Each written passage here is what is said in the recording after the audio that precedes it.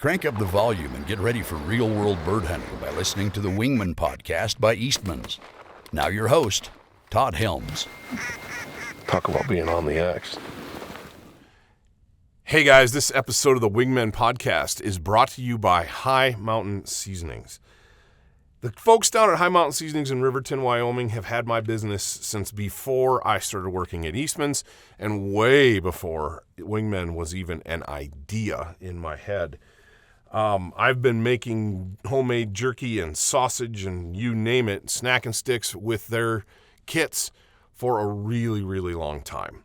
Having the pleasure a couple years ago to go down and take a factory tour and film that and do a duck hunt with one of the guys from the company, Brian Tucker, was a pleasure. They have such a cool operation down there in Riverton, Wyoming, and to think that their product from little old Riverton spreads out all over the country and into Canada is mind-blowing. I know they do business internationally as well, but it's incredible to me. I can go in so many different places, from the local grocery store to any of the big box sporting goods stores, and find that product.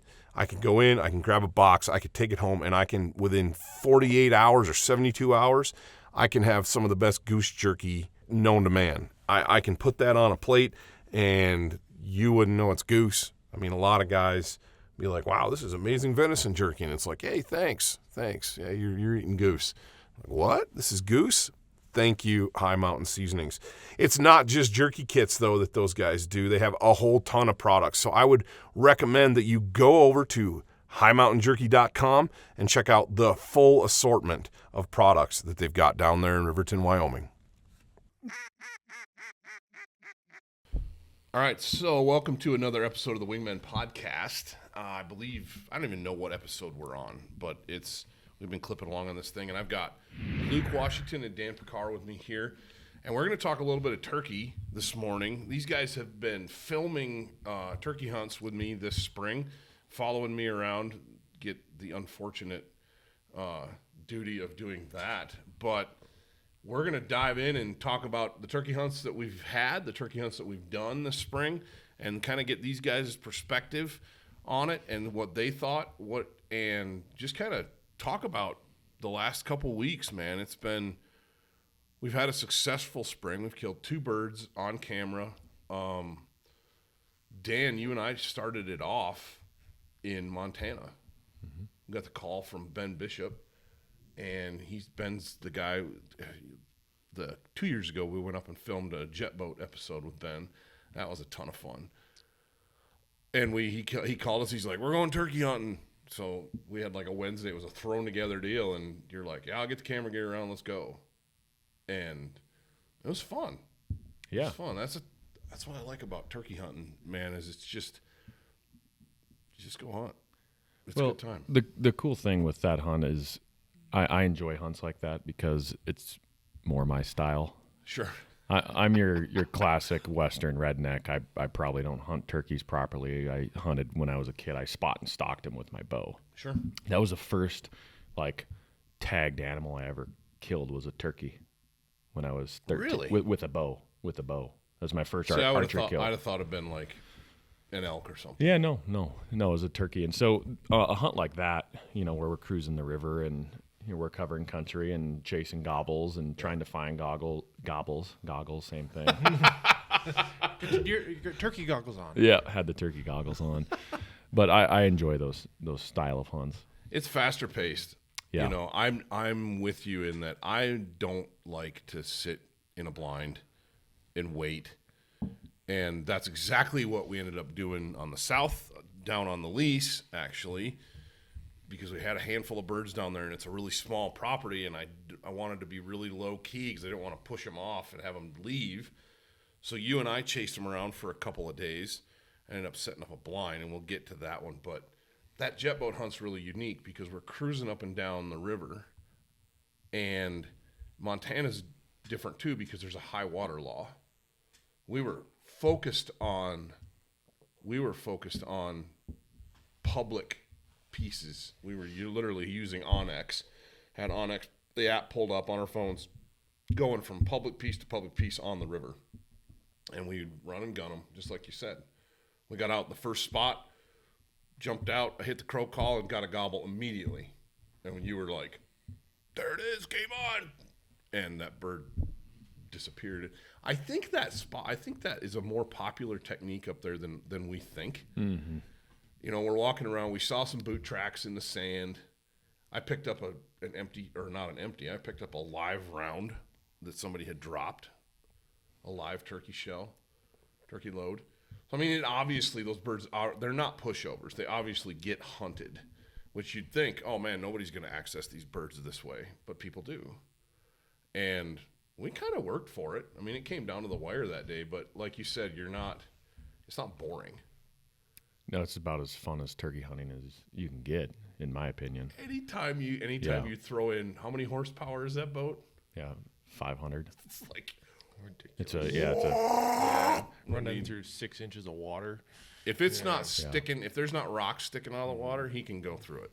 I mean, we ran some stuff in a back channel that I was like, and he hits it at 50 miles an hour, and you just. Once it gets up on that plane, you're just. It's incredible. It's a ton of fun. It's a great way to hunt. We covered. Oh man, if you were to drive around to all those pieces, it'd take you all day. And we just hitting multiple spots, and you're just super mobile. It's not possible with like a normal boat either. No, I mean, not really. I don't think it is. Like that application, that boat. Yes, you need a jet boat. You need a jet boat or a surface drive boat of some sort. You know, the guys that are running the surface drive motors, like the mud motors, they could do it. But even some of that, they might hit some stuff.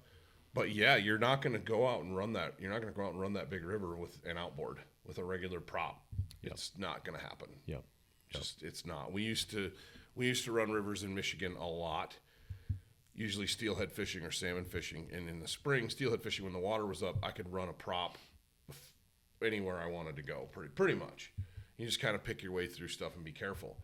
And we had like skeg guards, look like a big pitchfork on your skeg, stick it down so you didn't chew up your prop, and trim it up, and you could go lots of places. But in the fall, when the water was low and during the salmon, there were tons of places that I could not get to because I had just the regular prop.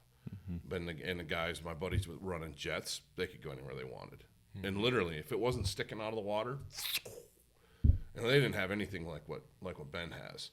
I mean, that boat he has is the real deal. He sent us. Did you get the text message? I did. It was late, so I didn't respond. I got to respond still, but he designed his own skin for this boat and wrapped his boat in this custom skin. That's cool. And it looks even cooler than it already did. But anyway, it's a super cool hunt. We went up and we just worked birds.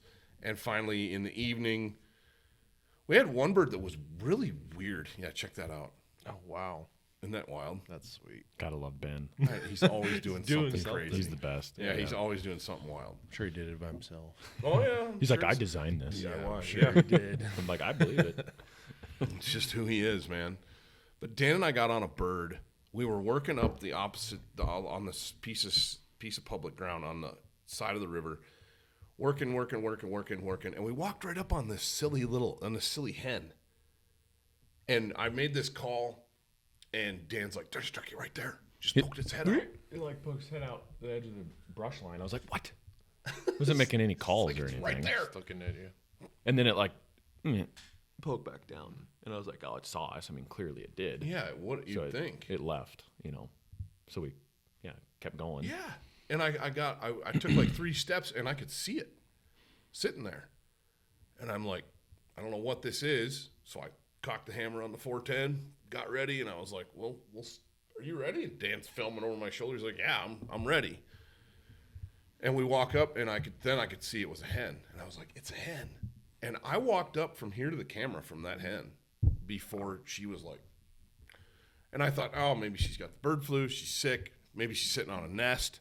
That's what I thought. No, nest. She was just hanging out. She was just literally sitting on the ground in the sunshine, and flushed and flew all the way across the river. Perfectly healthy bird. It was odd. I've never. And I don't know if she heard your calls and was like, "No, there's just more turkeys." That's what I think. And just calmed her down. Right. And that gets into something that you and I did, the way we hunted turkeys last year up in Favors. Mm-hmm. That gets into the way I killed the bird on the river in Montana this year. And I was on social media right before we went on that hunt, and Michael Waddell pops up on my feed, and he's having a conversation with Preston Pittman way back when he first got started. And Preston Pittman asked him, he said, and I think I've talked about this a couple times now, but it just drives home this point. He's like, are you a turkey caller or are you a turkey hunter? He's like, well, I'm a turkey hunter. Of course. It's like, are you an elk caller or are you an elk hunter? Yeah. You're an elk hunter. You know what I mean?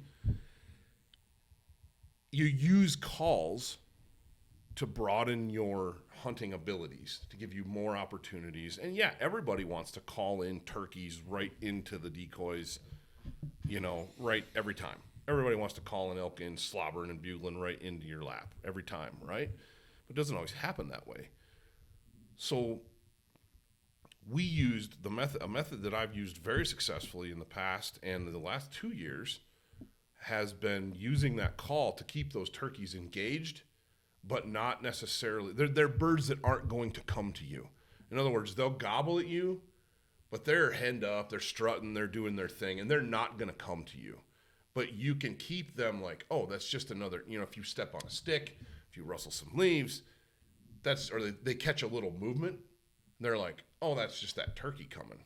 That's that hen over there talking. She's coming in here to join the party. Because that's what hens do. They go to the tom who's gobbling. When we're calling gobblers to us, it's the complete opposite of what happens in nature. And so using that and what Waddell was talking about is it's part of your repertoire. And the bird we ended up killing in Montana, the last 2 birds we've killed in Montana, I didn't call in. We used the calls to keep them like at ease and comfortable and kind of cover our stalk. And we got within range.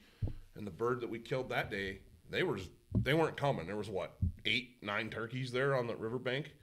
And in the evening, we found this group. We only saw one, but then when we got out and called, several gobbled, and it was like, okay, there's a party going on over there, which you automatically realize there's hens with them. They're not going to come. We set up, tried it anyway, gave them a few minutes. It's like, let's close the gap. And we had the terrain and the cover to be able to sneak in close enough to get a shot. And just use the yelp, just a soft turkey yelp, and be like, oh, yep, she's coming. So because I'm sure, we're sneaking through the brush. They got to be able to see us. They have excellent vision. They're like, and we would just stop. They go back doing their thing, and I'd yelp a little bit. And they gobble, do whatever. Well, and we get in position. We're like 25 yards from these turkeys, and it's just solid brush, man. Just like a basket weave. You could just see them strutting back and forth on this sandbank.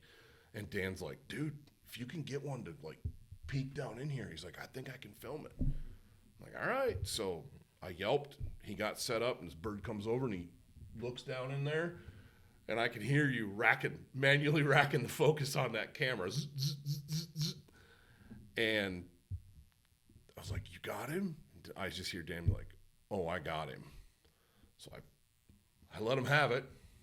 And flopped him over, and it's not like some epic kill shot because it's in the brush, it's thick. All you got really is a turkey's head, basically. But it's hunting. And at the end of the day, yeah, we want them strut into the decoys and do their thing. But at the end of the day, we're hunting turkeys. And the calls are part of it. Having the savvy to be a good woodsman, to be a good hunter, and know how to stalk and use terrain to your advantage, I think that applies across a lot. Well, it's just like elk hunting. I hate to say that. Wait, did you say that? Did you just say that? See, before you got in here, I was like, I'm gonna blast him with that. I'm gonna be like, it's just like elk hunting. It's not, but this particular situation, what you're saying, keeping that bird talking, that tom talking, or that bull talking. I've used this tactic in the past. You have a bull that's locked in somewhere with cows, and it's brush country. You can't glass them up. You don't know what they are.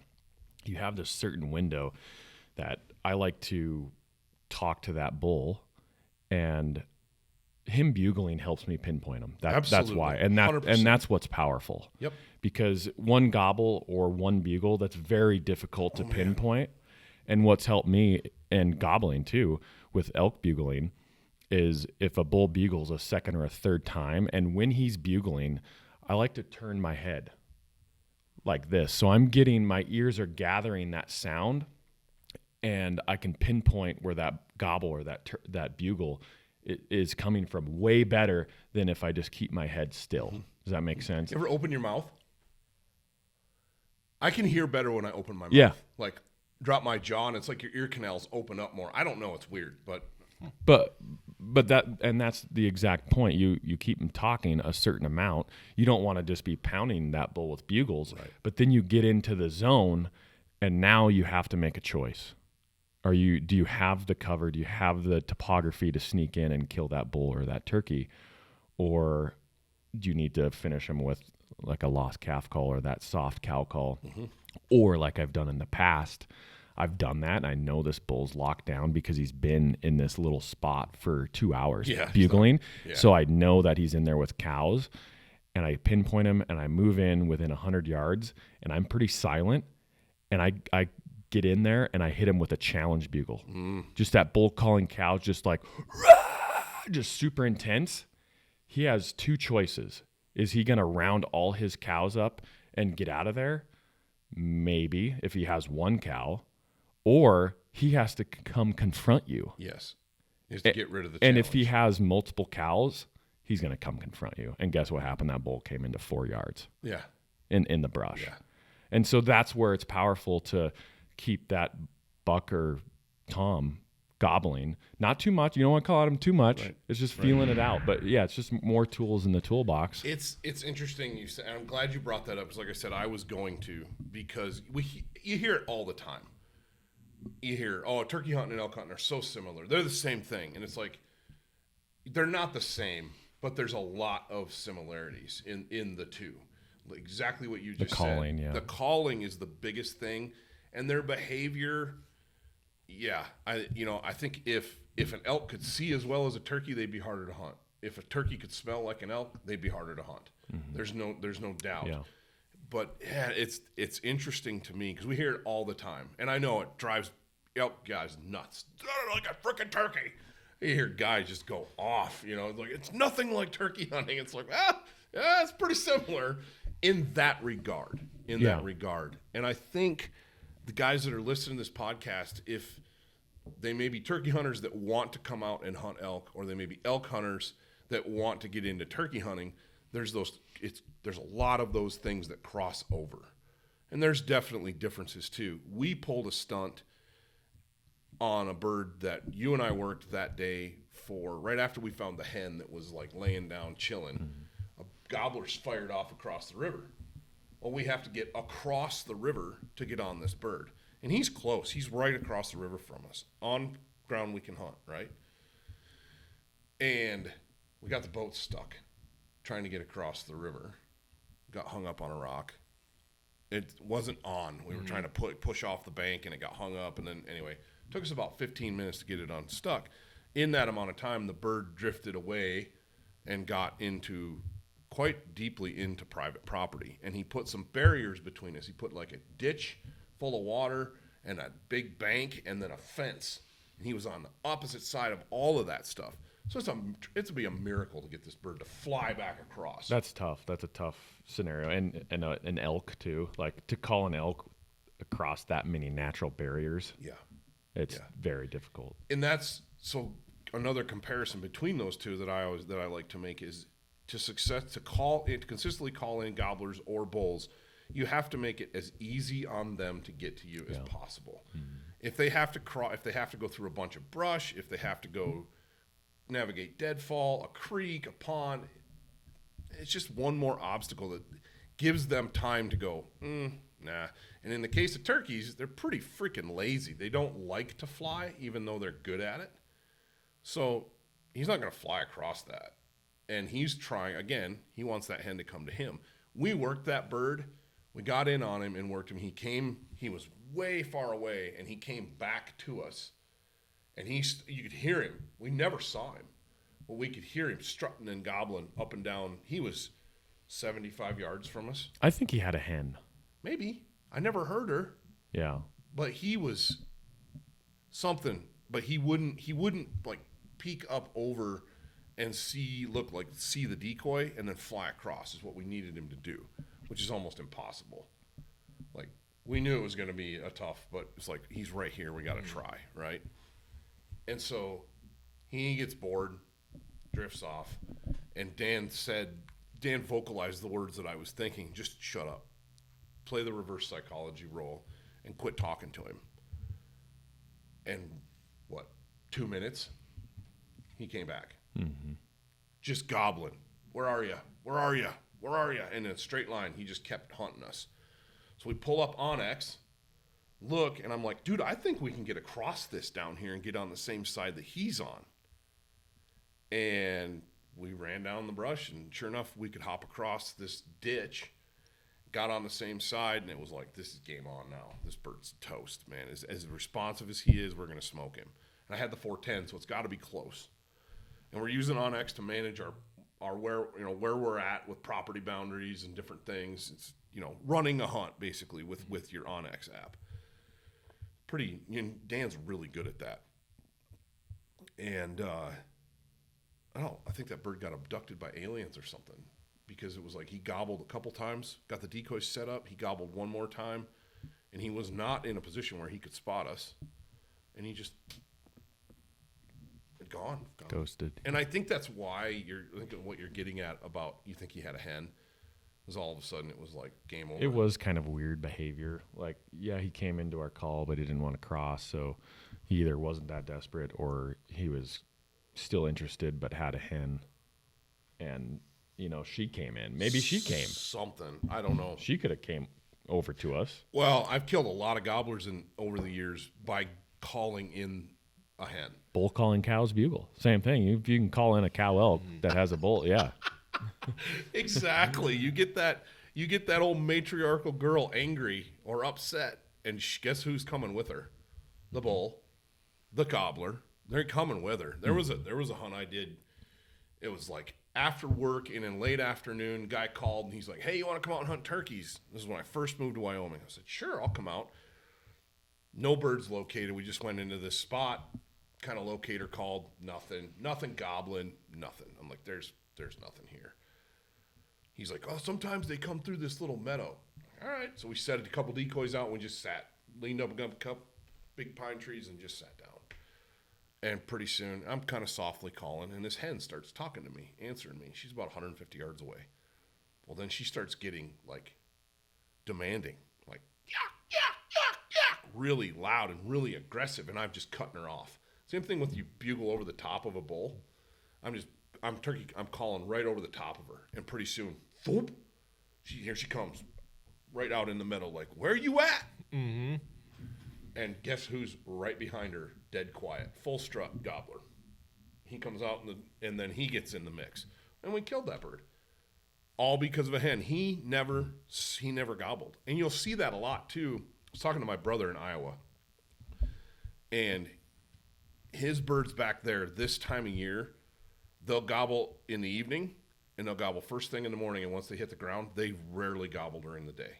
They go very quiet. They get hunted hard. Mm-hmm. They get hunted hard back there.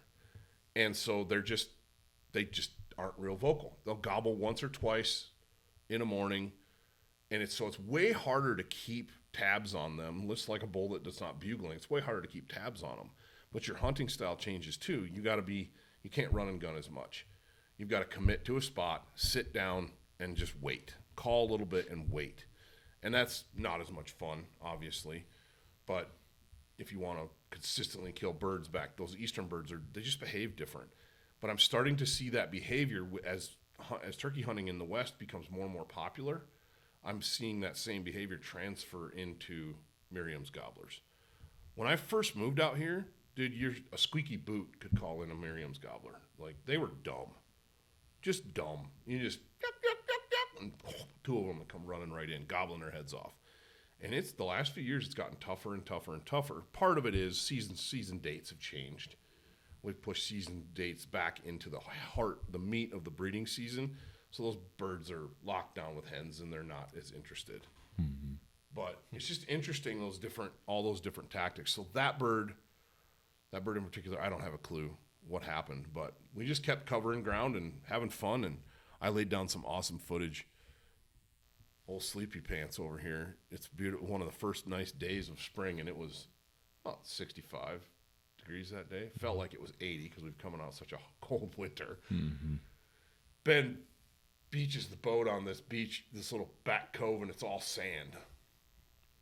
Dan jumps out, kicks his shoes off, and he's out, man. He's sleeping. Perfect. He is dead asleep in the sunlight. Place ever. Oh, yeah. So Ben's like, I'm going swimming. Freaking Ben. Water's like 50 degrees. Bloosh, in the water he goes. He's wearing swim trunks under his hunting clothes. He planned this. Yeah, he planned it. He's just a character, man. So Dan's asleep. Ben's swimming. I'm sitting on the boat eating an apple, just chilling. And Ben jumps back on the boat, and he's rummaging around. He pulls a seat up on his boat, and he whips out, what are the Mexican wrestling masks? What are those called? Oh, like the Nacho Libre mask. Yeah. I don't know what they're called. Anyway, he's got one. Yeah, he's got a Nacho Libre mask. And he puts it on. He's like, watch this. He puts it on. And I was like, oh, I'm filming this. So it's on camera. Oh, did you film that? I filmed the whole thing. I filmed him sneaking up. He sneaks right up on Dan. Gets right over the top of him with that stupid mask on. And he's like, I hear there's turkeys around here. I was like, there's turkeys across the river. They're across the river. And I woke up and I was like, I remember just being so confused. Because I knew immediately that it was bogus. The look on your face, though, you were trying to put it all together like, what's going on? There's no turkeys. That dumb. It was so that's going to hunt with Ben in Montana is he's a good dude. He's a ton of fun. And there's always stuff like that. We ended up getting on a bird later that evening, and we walked through it. We got in tight. Birds weren't going to come, but we used the tactic like what Dan's talking about, just kept them talking. Just like you do with elk, and got them killed. It was super cool. There was a bunch of birds there. We got some footage, but this whole season, I dedicated to shooting a bird with the 410, and I had it. I carried it all day in Montana, and at the very last, I was like, I have no idea how. I know I'm probably not going to get close enough to shoot one of these birds with a 410, so I grabbed the 12 gauge. I was like, it's game on. I'm good to 70 with this thing. And shot the bird at 20-some yards, but through the brush, so I was glad I had the 12. Mm-hmm. That extra horsepower is nice to have. But this whole time, I've been trying to shoot a bird with the 410, get them in super close, right in the decoys, and shoot them right in the noggin with the 410. So when we got back, you and I started hunting right here close locally, which is kind of hit or miss. Because, we've got some sweet property, but the birds in this river bottom here, they, again, like elk, they drift. They're here one day, gone the next. Mm-hmm. And I've been kind of keeping tabs on them all spring and hadn't had a successful hunt. Well, Dan couldn't film, so I teed you up, and it was like, hey, can you film? And you jumped in. You're like, heck yeah. And we laid down some epic footage. Yeah, a lot of roosting stuff. That was pretty cool. I'd never seen something like that. Got some cool silhouette stuff, and just to see their behavior that early in the morning and what they do. And they did, we set up in a spot and just sat there, and they went a different direction the first morning, and the next day we kind of picked where they went the morning before, and just didn't work out. But that's just turkey hunting, and it's tough. It's there's not a lot of cover down there. It looks like it, but there's not. You're limited. You're pretty limited down there. And that's why I ended up setting up the blind, because you think, there's a ton of cover, and then you start trying to hide, and they pick you out. Yeah. Because it's like they've been living there for months now. They know every inch of it. They have ridiculously good vision. And the first morning, 12 gauge in my hand, done. Game over. The bird walked by at 40 yards, 45 yards, strutting behind a hen. The Jakes are bringing up the rear. He walked by me on my left. Luke had him filmed, but it's just too far with that 410. I was like, I can't make that shot. and he didn't commit to the decoy, and I kind of thought, well, we'll see. And it didn't work. So we got in there early, even earlier the next morning, and camped right under the roost. And those turds flew down the opposite direction they did the morning before, which is what turkeys do. It's like they never do the same thing twice. It's crazy. When it comes to hunting turkeys on a roost, anyway, I was talking to Dan about this.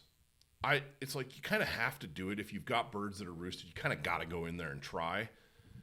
But I can count on one hand the number of successful roost hunts that I've had, where it's like bird flies down in the decoys, bang, and it's done. We did that on mine. We did that on your bird. Yeah. Because we watched them do the same thing every day, like 3 days in a row, Right. and we were like, all right, now we know exactly where we need to be. And, yeah, he flew down right in the decoys, and you killed him. Mm-hmm. That doesn't always happen on roost hunts. Roost hunts are a total gamble because a lot of times the birds will fly down the opposite way. Guys get too antsy and start calling too early in the morning. Those birds are on the roost, and they're like I don't usually like to call birds on the roost until they've hit the ground or right as they're starting to get excited in the morning, starting to fly down. I might give them a little soft yelp just to let them know, hey, I'm over here. But more than anything, you got to be where they want to be. And it seems like it changes. They can fly down 360 degrees most of the time, and it's just weird. So I like to go out, be out. A lot of times if I can't hunt a bird off the roost, I don't bother me being out there an hour after daylight. Let those birds fly down, do their thing. Then, especially this time of year when those gobblers pull off the group and they're alone during the late part of the morning or even midday. And Ben said his favorite time to hunt turkeys is the middle of the day. Because those gobblers a lot of times are by themselves this time of year. And the hens are sitting on the nest, the jake groups are over here doing their thing, and the gobbler's completely alone. And you slip in, you give him a little soft yelp, the next thing you know, a lot of times he'll be right in your lap. It's kind of like that post-rut bull that's still cruising for the last handful of cows on his way back to go hide. You could suck him right in really easily. Well, that is another direct comparison to turkeys. You can have a bull that has 10 cows and is rutting hard one day. The next day, even the peak of the rut, he could be by himself. Right. And you call him in like that. He might be super hard to call in when he's with all those cows, but when he's solo and he's searching, you catch him on the right day. It's like taking candy from a baby. He's going to come right in. Right. And gobblers are the exact same way. They're the exact same way. The hardest part of it is timing, and you don't know what it's going to be. And you don't know if that bird's going to be receptive that day, if he's feeling saucy, or if he's just like, man, I just want to chill today. I just want some food, and I'm going to go get a drink somewhere, and I'm just go hide out in the brush, just relax. I'm tired. You just don't know. But the other morning, we did it 2 mornings in a row, and we had some great encounters. But one of the things that struck me was those birds would go up into the field, and you and we knew they were going to feed down the edge of the field along the fence. Right next to the truck. Right next to the truck, literally. Truck blind. I got video on my phone. I pulled up that day you knuckleheads were down in the bushes. And the birds are right at the truck. Oh, my gosh. And you can't just sit at the truck. You just... Wait, we can't? What? Yeah. Truck blind. Legally, you can. Oh, man. It's just... That reminds me, another elk scenario. How many times have you had come back to your dirt bike or your four-wheeler or whatever, and there's elk tracks right next to your rig? You're like, drives you nuts. It's just the way it works. And sometimes I do think that we get excited and we go run off when we should be more chill and let's just chill. And that's just human nature. You got to go see what's over the rise, or you got to go get after it. Anyway, both mornings, birds came right up in the corner of the field, and we knew what they were going to do, so we loop around on them and get in front of them. Problem was, there's no place to hide. And you look at that sagebrush that's as tall as you are, and you're 6'3". Yeah. You think, we got lots of cover. No, not at a turkey's level. Mm-mm. I laid down on my stomach. Literally, they're coming along, and I was trying to get ready because you were on my right shoulder, and you're like, they have to be right in front of you for me to be able to film them. And I'm like, okay. And they're over here, and they're coming. They're still 20 yards away, and I had that little 410. It's got the thumb hole. It's ambidextrous. So instead of putting my hand out here, I just had it both hands on the grip because it's light, but I had it down and I went like this. Picked it up that much to get ready.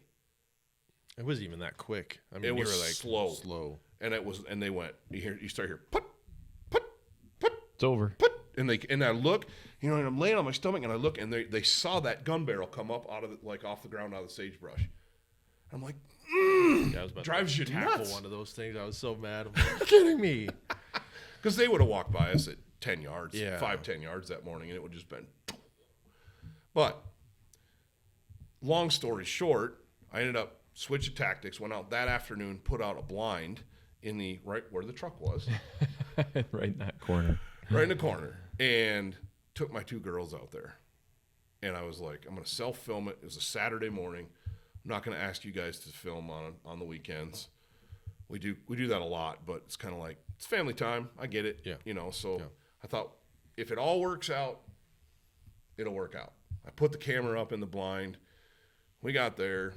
Birds start coming. I wanted to put out a GoPro, but the birds were already starting to fly down by the time we got there. Again, I got 2 little girls, right? Yeah.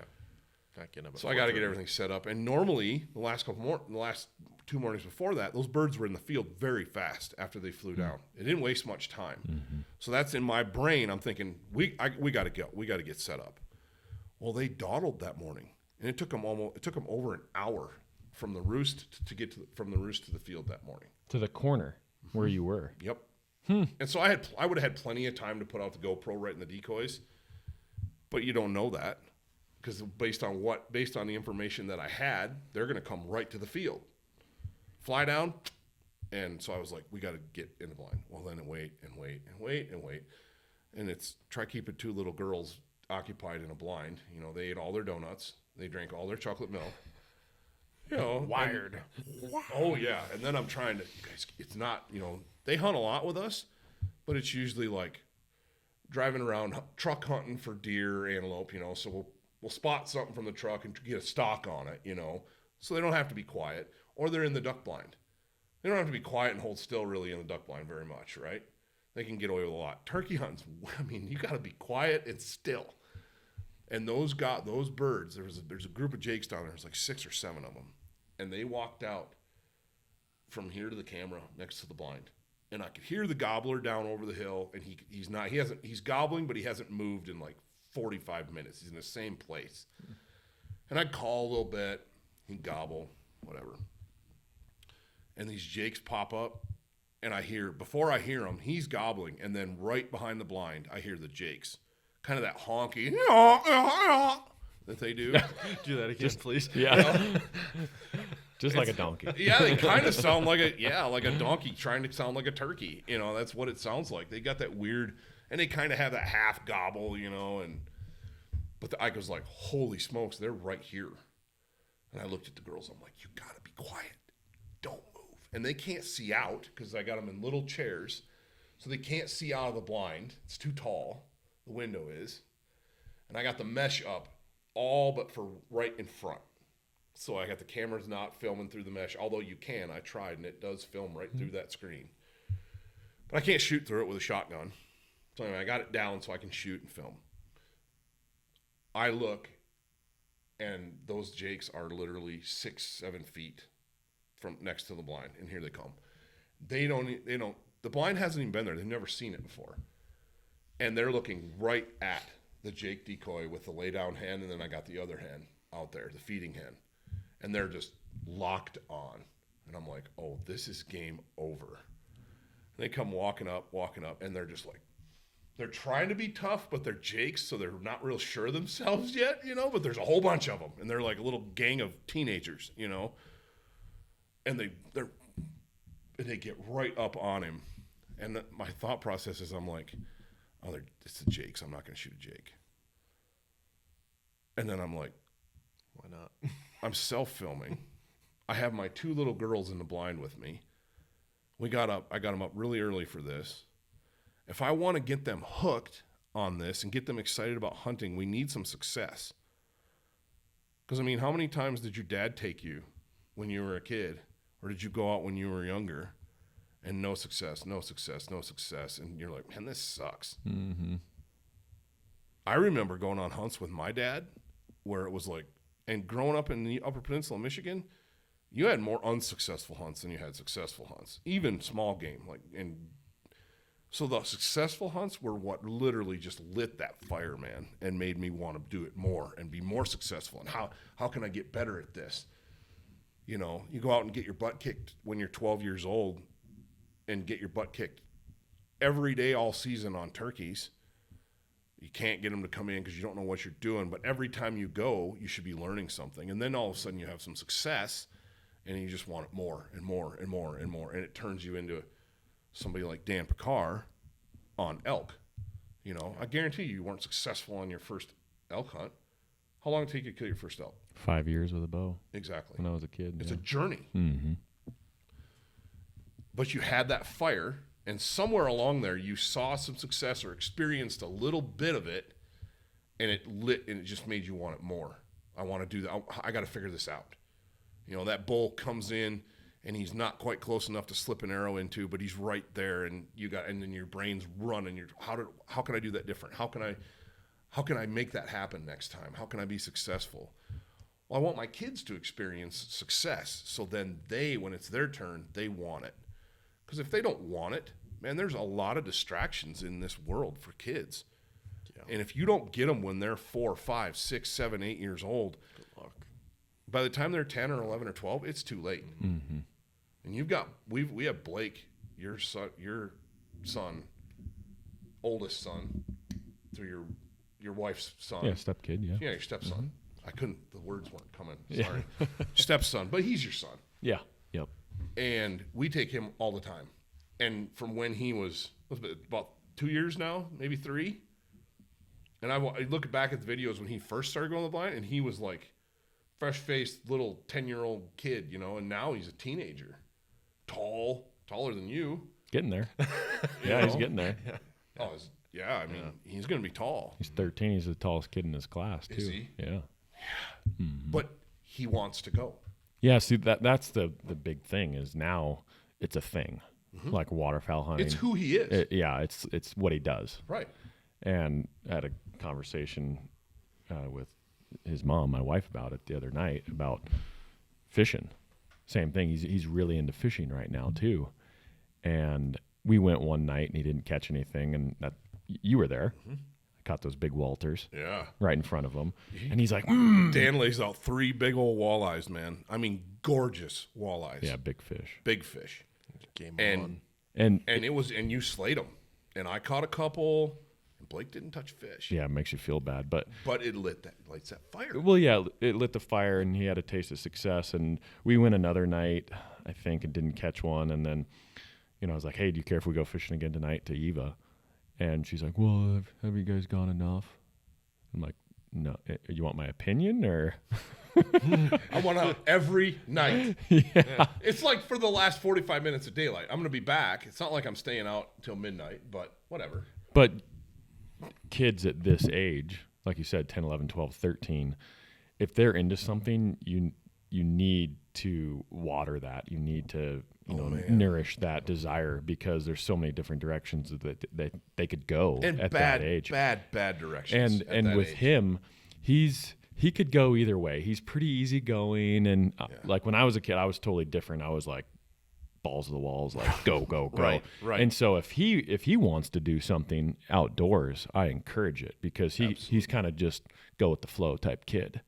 And so if you just say, no, you can't go fishing, or no, you can't do this, he's going to lose interest. Right. And so, yeah, you got to take him, water that little plant. All the time. Yep. And that's why ultimately I made the decision I made to shoot one of those jakes. They were right in the decoys. I had it all on camera. My 2 kids are there, and I'm like, dude, send it. It's not a gobbler, but it's a legal bird. Do it. Do it. And so I shot him, and you ate. I gave you part of him to eat. How'd you eat? Yeah, really good. Yeah. I'm like, I've shot a turkey before, and it was really good, but I'm like, man, I really want some more. And luckily, you've had plenty of. It's amazing to me though, because I haven't shot a jake since I was a kid. My first turkey was a jake. First couple turkeys, I think, were Jake's. It took a while for me to kill a gobbler. I was probably in high school before I successfully called in a gobbler, and he came in and did it right by the book, and I killed him. And talk about a sense of accomplishment. You're like, back in Michigan, that was a big deal. And I remember that very, very clearly, but it's been years and years and years since I'd shot a Jake. And I picked that bird up, and I was like, holy smokes. He's half the size of the gobbler that I killed a couple days before in Montana.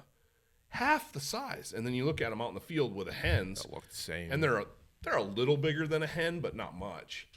But then when you go compare the two, I mean, it's like, holy smokes. The difference in size and yeah, so it was kind of like, part of me was like, it's a Jake, and then the other part of me is like, dude, as a dad, I was on cloud 9. I brought all the camera gear back here after the hunt and dropped it off, and J Mel, our designer, was working on Saturday, and I sat there and just and told the story for like, she was nice, she just sat and listened to me and just be a dad, I was on cloud 9. That's the coolest turkey hunt that I've done in years, because it was like my two little girls were right there. And they are already, when can we go turkey hunting again, Daddy? When can we go turkey hunting again? So Saturday, guess we're doing this Saturday.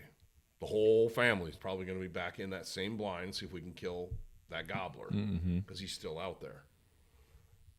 But that's the thing, man, and that's one of the reasons that I am just rabid about taking my kids and my family hunting. And does it cost me opportunity, and does it cost me, especially elk hunting? Yeah, absolutely it does. Are they a distraction? 100% they're a distraction. But they're a distraction that I'm willing to live with, because my dad did it. Your dad did it. My dad went to the grocery store and never came back. Yeah. I'm just kidding. No, I'm just kidding. But your dad did stuff with you. Yeah. The point is, we all had either a dad or someone in our lives that made the time, took us hunting, took us fishing, and propagated that success. And now none of us can get enough of it. Well, and usually as a kid too, in my opinion, it only takes one time. Yeah. Like one experience, like what you're looking for, or what you're talking about with the girls in the blind and everything, like a cool experience like that. That's probably, they're hooked for life, like off of one experience. And it was no different for me when I was a kid. My first archery killed animal was a turkey. Right. And I shot it at 10 yards, the old bear razor head, and it got up and flew away. And I was watching it. I was like, no. But then it made it like 75 yards and then fell out of the sky. Yeah, bled out. And I was like, wow. I thought it was the coolest thing ever. Been addicted to bow hunting ever since. Absolutely. Takes one experience. And I don't care if it's bow hunting or waterfowl hunting or whatever. It's like my brother said when he was here, and you filmed him earlier in 23.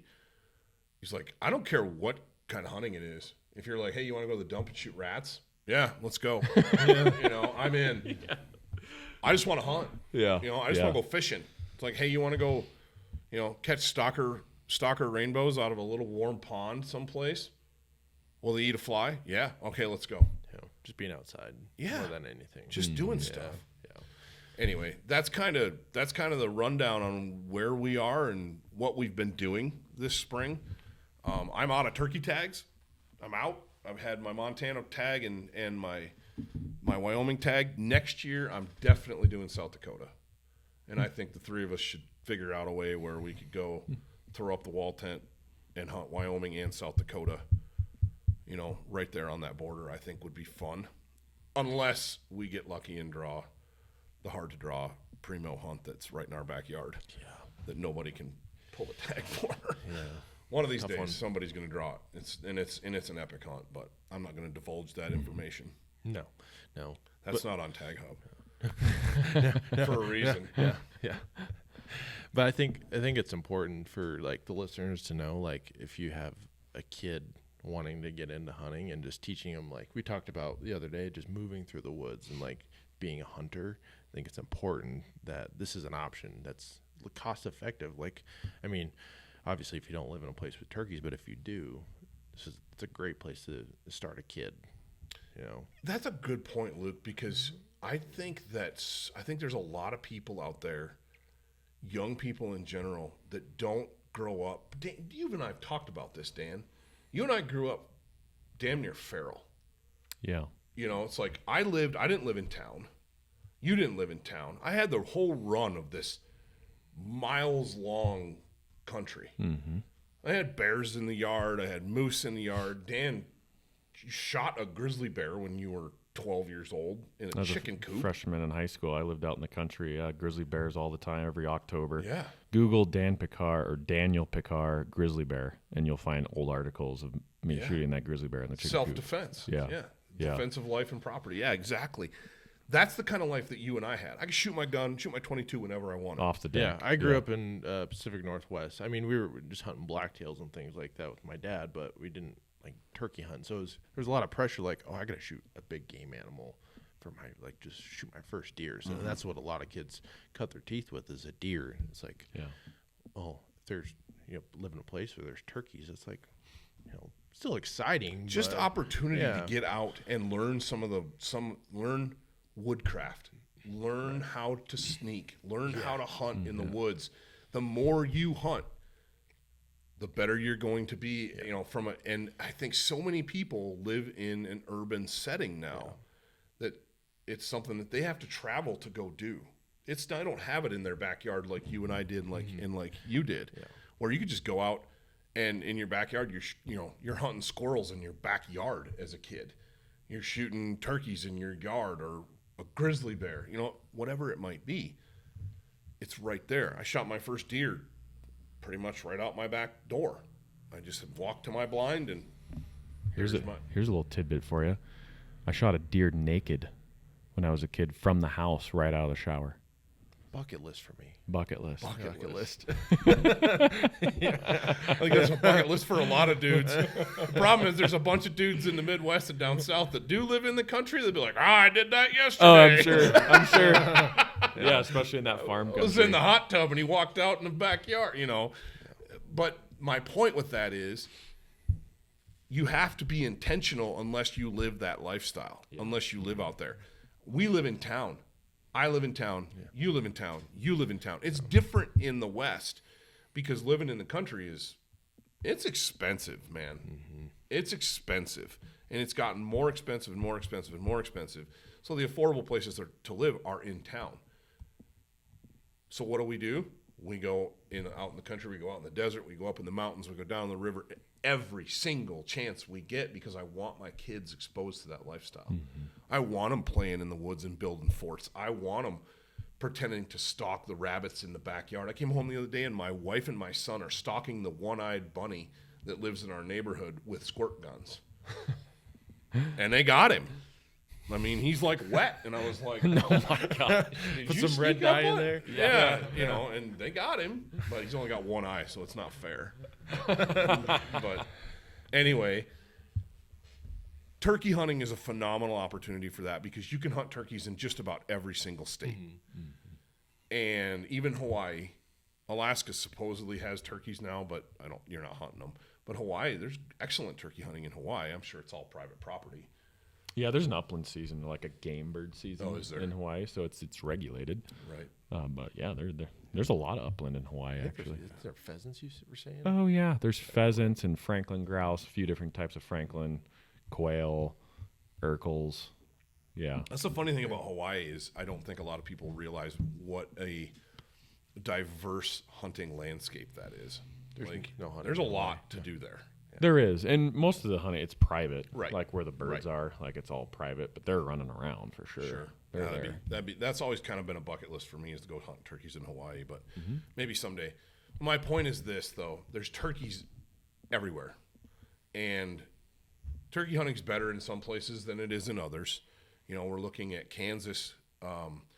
Turkey numbers are declining so precipitously in some states, Kansas being one. They just canceled their fall season. Really? No fall season on turkeys. Wow.